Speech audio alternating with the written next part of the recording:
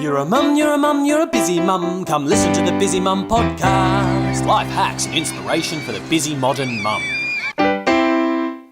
In this week's episode of the Busy Mum podcast, I speak with Jessie. Jessie is a first-time mum and has been a business owner for many, many years before having a child. Jessie is very inspirational and has achieved a lot in such a short time. Check out the show notes on the website for links and references from the interview. Here we go. So welcome to the Busy Mum podcast. Tell us a little bit about you, your two businesses, and what makes you such a busy mum. Okay, so my name's Jessie. I'm a first-time mom, and so I'm a busy mom because I've got a son who's only 9 months today, and he's not bad as a baby, but it's I guess as a first-time mom, it's just no one's able to prepare you for what's ahead in terms of motherhood. It's always, people can tell you everything, but until you actually experience it, it's a different ball game. So, for example, today's supposed to be a day off, but I had to bring him to work and make sure that he's okay, feed him. And by the time I get back home, I have to do my own stuff for the shop that's behind the scenes, and it just never ends. Yeah, that's true. And also I found with my first, you're always watching out for those milestones. Yes. And you don't want to miss them. Like, I have two kids, and my poor darling daughter, the second one, I miss all those milestones because I'm not so obsessed about them, because I know that she'll do things like, when she came to about 2 years old, she started to draw circles. Yeah. And that's always a good one. You're like, oh, she's drawing a circle. Or when they jump with the 2 feet for the first time, you're like, oh, wow. So, yeah, those things will happen in due course. It will happen. It's just a matter of, there's always an internal struggle where, as a mom, you just go, okay, maybe as a woman, you just mix everything in your mind. And so instead of just focusing on work, you worry about your kid. And when you're with your kid, you're worrying about work. So it never ends. I know. It's a lot of mums that I've spoken to recently, like, one of their goals for this year is to be in the moment. Yes. And to practice that. So, like, when you are with your kid, is to be present and just be with them and enjoy their time and company, because, it's such a fleeting time when they're so little. And then when you're at work, be just focused at work and go, go, go, go, go. So, And apparently you're supposed to be happier when you do that. We'll see. So you're originally from Singapore, is that right? That's right. I came to Sydney when I was 19. I'm 34. As of yesterday, actually. Oh, happy birthday. Thank you. So came here, studied, and just went through uni, didn't quite like the feeling of working for someone else. And so I met my now husband, then boyfriend, through this university association called ISEC, and it's about international exchange, where you get as a student you get a chance to go overseas to work in a different environment, but at the same time you also pick up skills at within your university, where you talk to people, you get sponsors on board to sponsor the program, etc., and that just made us both think that we like that creative control, we like the control of being able to do what we want to do, and and what you achieve is pretty much your own achievement. It's you don't really have to sounds quite selfish, but you don't have to share it with someone else. So we decided to go into business together, and that business is still running. It's called Shine Music School, and it's 2015 now, so this is going into the 11th year this year. And yeah, it's pretty good. There's three branches for Shine, and about 4 years back we decided that my husband and I we can't work together, basically. That's the bottom thing. I just can't work together. That out if I can work with my husband. Yeah, two alphas, you just cannot work together. So that's when we saw an opportunity in Dulwich Hill, and that's the now Summer Lane, and that's how Summer Lane started in 2010. Yeah. Oh, wow. Okay, so does your husband run the Shine Music then? Yes. So that's www.shinemusic.com.au. Is it there's physical music shop, music Yes. schools as well? So there's 3 branches, one in the city, one in Parramatta, which is the original one, and one in Chatswood. And is it specialised for kids or adults or how? All ages. We've got so you start as young as 4, depending on whether the child's able to communicate, whether they know their ABCs, and we had a granddad who was like 70 something, 80, came in, and that was just one of his life goal is to play the piano.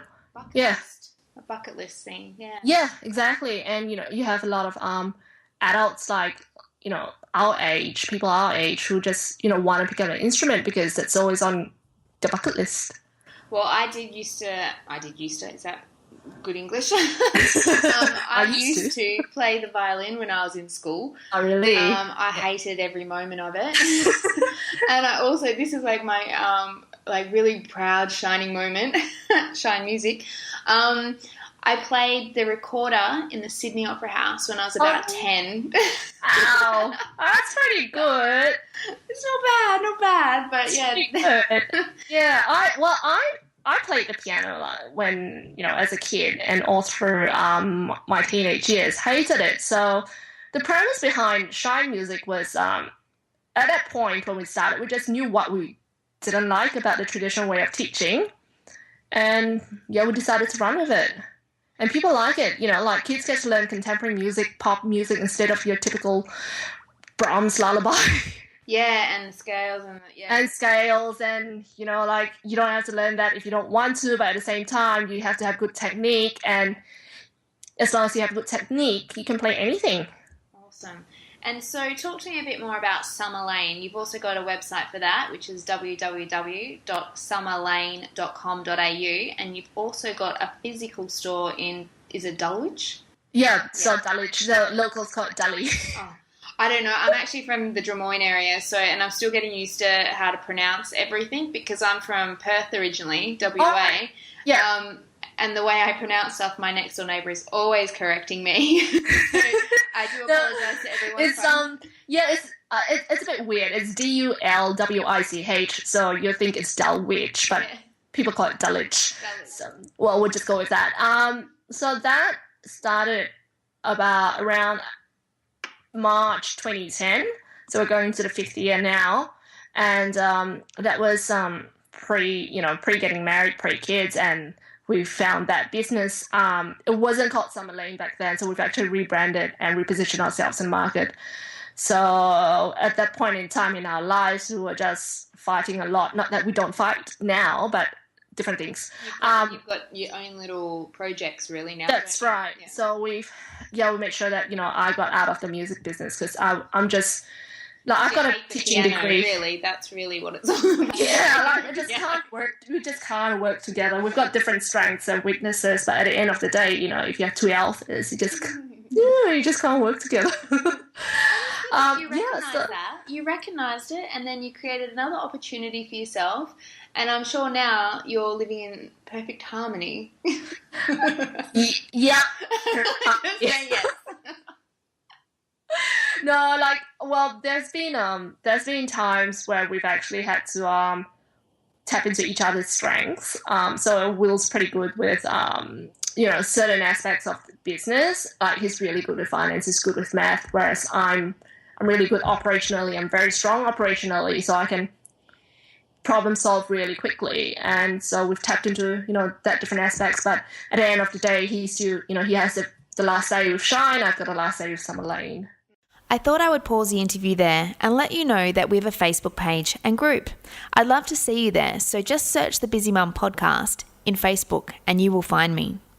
I also wanted to share with you the why of this podcast. Why am I doing this? Well, the main reason is that I want to give back to the parenting community through conversations. Originally, I wanted to write a book, but I didn't consider myself an expert in this area. So I thought I would interview everyday parents and share with you their tips, tricks, life hacks, and support. If you have any areas that you would like to see being discussed in more depth, please drop me an email. I'm at thebusymumpodcast@gmail.com. Now back to the interview. Okay, well, just describe for us a day in the life of you. Before we had a baby, we were already, for me, it was a typical day. I'll still wake up at 5:30 in the morning. So get up, potter around a bit, and just, your usual thing, breakfast, check my emails, getting ready for work. And it's a lot. And on a day where I have to go to physically be in the shop, it'll be, dropping Brodie off with the in-laws, grab some breakfast on the way, eat in the car, drink my coffee, get to work, get a second coffee, or a third coffee by that time, and just get into the swing of things. So it's really I always have a list, but somehow I just sometimes sway from the list because things just happen on the day, or you get customer queries, but I do try to knock off at least 1 or 2 points on the list, because stuff that's on my list will be things that I have to work on my business, not in my business. And while the day ends the shop closes at 5:30, but usually I don't get out till 6 o'clock, and it used to be later before I had Brodie. So now I make sure 5:30, that's it. Get everything sorted, close up the shop, get out of there, and just go pick him up. And by the time we get home, it's almost 7. Dinner, put him to bed. And then you That's a bit more. The day. It's so tiring. I don't even want to turn on my computer. It doesn't sound like a lot, but it's a lot of What I want to do during the day, I'm going to take around with me a voice recorder and just record almost on a minute by minute basis what I actually do, because sometimes I'll do a lot but don't think it's a lot. One of my friends was helping us with our other business, and because he was made redundant, and there was about a couple of weeks that he was helping us, and he was just watching me, and I was making him exhausted. Because I've got the 2 kids running around, plus I'm answering the phone, and then I'm on the email, and then I'm cooking dinner, and I'm doing this, and I'm just go, go, go, go, go, go, go. And That's right. It's like that from the moment you get up to the moment you go to bed. You almost fall in bed exhausted, with exhaustion and sleep, hopefully. And hopefully you don't get woken up during the night, so you can go again the next day. That's tough with a young baby. Yeah. You just don't know when you're going to get woken up. So what's the best advice your mum's given to you? I guess my mom has never been one to, just tell me what to do. It's always been about, do what you think is right, even from a young age. So I'll say the best advice she's ever, given me is, just believe in yourself, and you can do whatever you want to achieve, and all you have to do is just believe in yourself and work hard for it.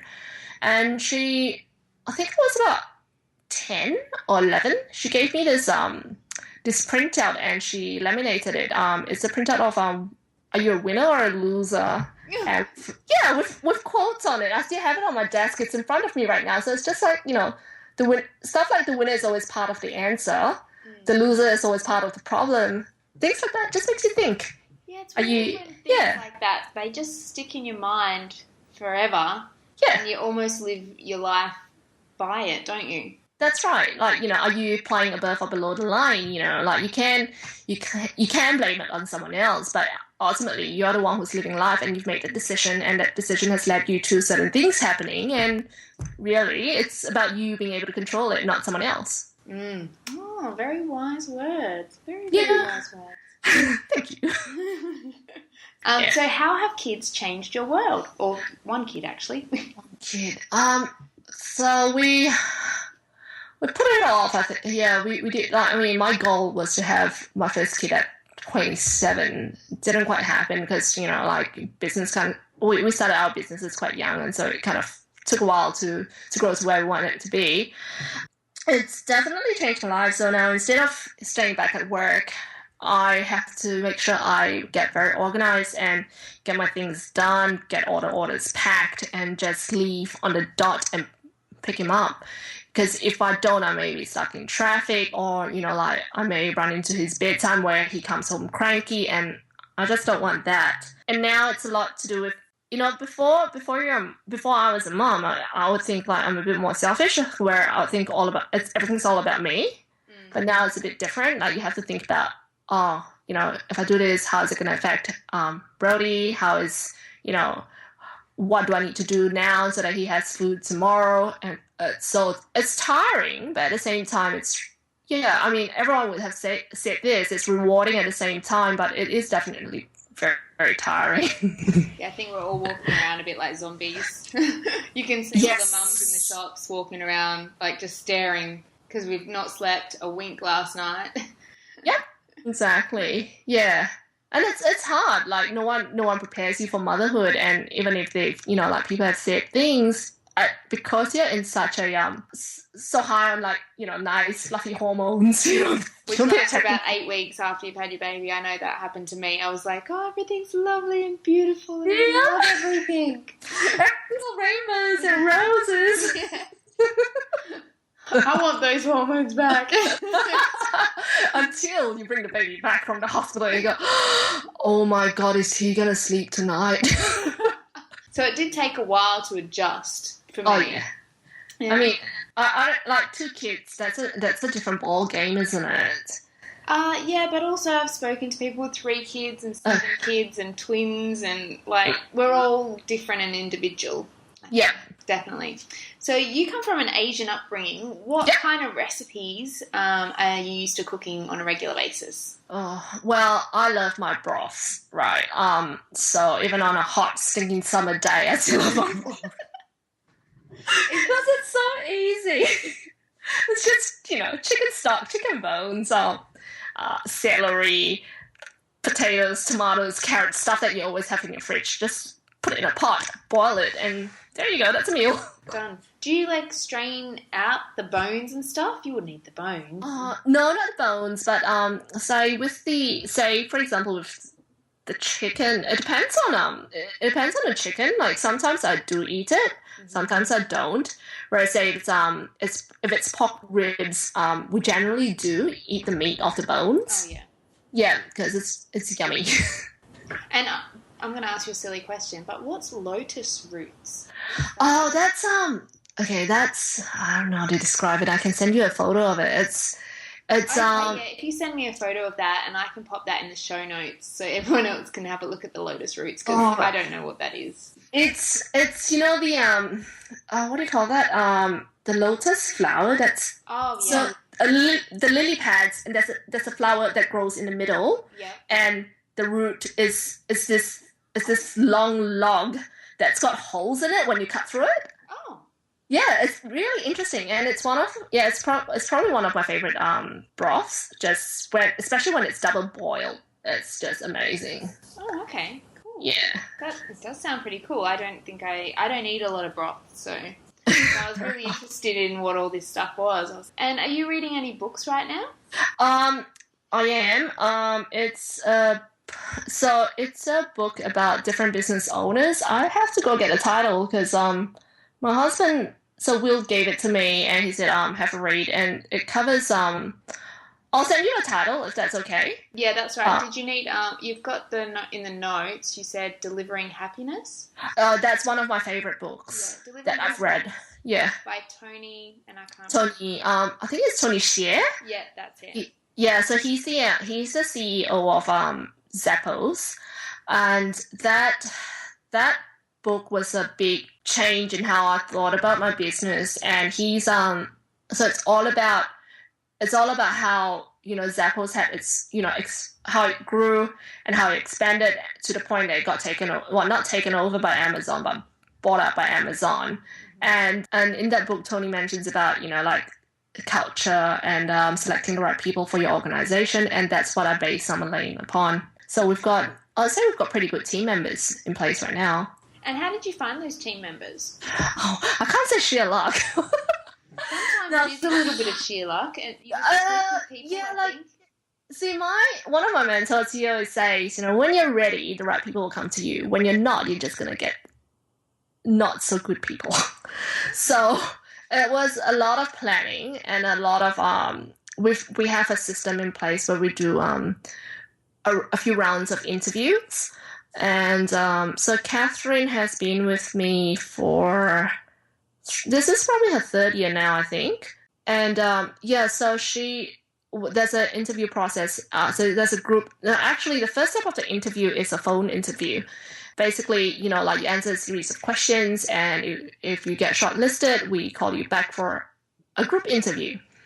And I find a group interview really good because it just shows how a person interacts with other people in a high pressure environment, because everyone wants a job, but you have a group of 10 people, but only one's going to get the job. Oh, really? So you have a group interview with the interviews, not like the owners. And that is genius. No. So it takes a lot of time. Yeah. So the first step of them leaving their details, answering a question, you just kind of get the gist of. You don't even have to read resumes anymore. Yeah. So it's them telling you about who they are, what they do, why they are suitable for the job, and from how they answer the questions, you can work out whether they really want to work for you or whether they just want a job, and whether they believe in the culture and whether they fit the culture. Wow, I didn't know that. Was that written in the book, or did you? Oh no, that's something else I picked up along the way. And you've also read that the Richard Branson book as well. Yeah, so that was that's a long time. That's probably his first edition, Losing My Virginity by Richard Branson. So Richard Branson, and that just inspired me a lot and just made me think, yep, definitely going to I want to be in business. But at a point in time, I just want to be in business, but I don't know how to go about it. So it's a lot of trial and errors. And when we first started, I'd say being young was a negative because a lot of people just don't take you seriously. And on top of that, being a woman, that's even worse.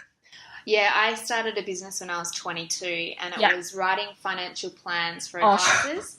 So, because I wanted to be a paraplanner. Yeah. So it was more like a consultant, I suppose. Yeah. I ended up getting quite a few clients. I think I got about 14 clients. Some in WA, some in Queensland, and I think I had some in New South Wales. But I got so stressed out, and then I did it for 18 months, and I was like, I can't handle the stress anymore. So I kind of folded it, and then, tail between my legs went, never gonna be good at business, and I just went into a normal job for a good 12 years, and it's only just like recently I've kind of thought, I'll try it again, and it worked, so... Yeah, good. No, well, things happen for a reason, right? So, well, I learned a lot in that first business. Yeah. And I was really young to do what I was doing, I think, because the financial planning world is full of, like, at that time, a lot of older men as well. That's right. Yeah.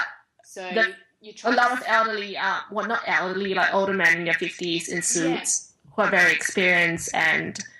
But a lot of them came from like the insurance background, so a lot of them just used to knock on doors and sell insurance, and then all these other rules and regulations came in, and they were brought in under the grandfathering rules, so they didn't have to go through that extra education. Right. So they were kind of struggling a little bit with what they needed to put into these plans to make them compliant. Mm-hmm. So I would help them with that, but it was only me. It wasn't around the time where you could just get a virtual assistant to help you, or like now it'd be great, but 12, 14 years ago there was none of that around, so it was a lot harder, and I found I struggled quite a bit with that.